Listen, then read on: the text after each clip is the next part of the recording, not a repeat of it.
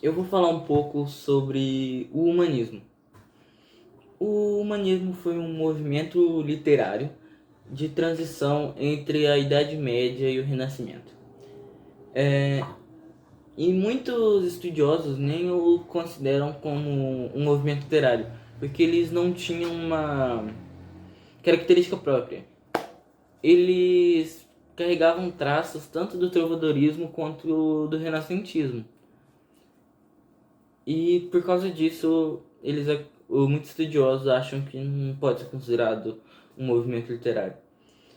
Mas enfim, o humanismo teve muitas influências de fatores sociais e econômicos da época. Por exemplo, com a formação de uma nova classe, que é a burguesia, que ganhou muito poder na sociedade. E também teve a peste negra, que dizimou metade da Europa. Não tinha mais muita gente viva, entre aspas. Entre aspas não tinha muita pessoa mais viva, porque dizimou muita gente. Mas enfim, continuando. A peste negra mudou muito a maneira de pensar das pessoas. Um outro fator também, que é legal ser destacado, foi a criação do absolutismo, que passou a descentralizar o poder dos senhores feudais e concentrar na mão de um único rei.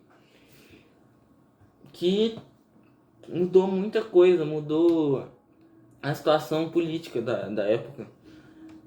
E um outro fator que teve influência disso tudo que eu falei, do absolutismo, da peste negra, que também influenciou muito, mas muito mesmo o humanismo, foi a perca de poder da igreja.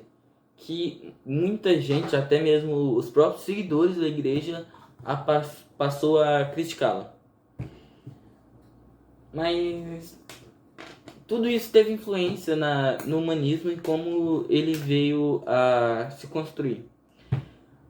E as características do humanismo são principalmente a descrição da figura humana, principalmente a mulher. Isso em sua expressão, no detalhe e na proporção, na descoberta da natureza, seja campo, floresta, montanha, eles tinham um apreço maior pela natureza. E também a descentralização de conhecimento, que antes era só encontrado pela Igreja Católica. A Igreja Católica tinha a maior parte do conhecimento científico. E o humanismo, a maior parte das produções literárias eram a poesia humanista, os textos teatrais, as novelas de cavalaria e as crônicas históricas.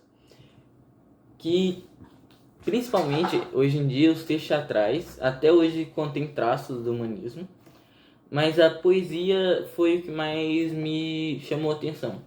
E por causa disso, eu peguei um trecho do vídeo do canal do YouTube, Literatura Solidária, que ele faz uma interpretação do texto A Alta Barca do Inferno. Realizar um trecho da obra Alto da Barca do Inferno, de Gil Vicente, que é uma obra do humanismo, movimento literário que ocorreu entre os séculos XV e XVI em Portugal.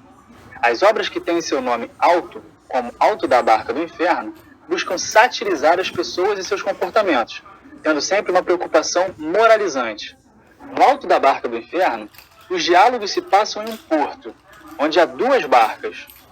Uma do diabo, que leva o morto para o inferno, e a outra do anjo, que leva o morto para o paraíso.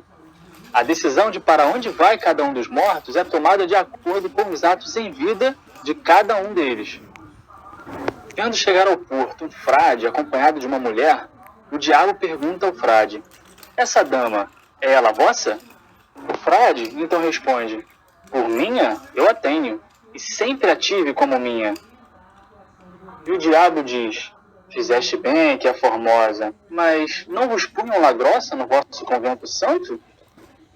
Por lagrossa é o mesmo que não te censuravam?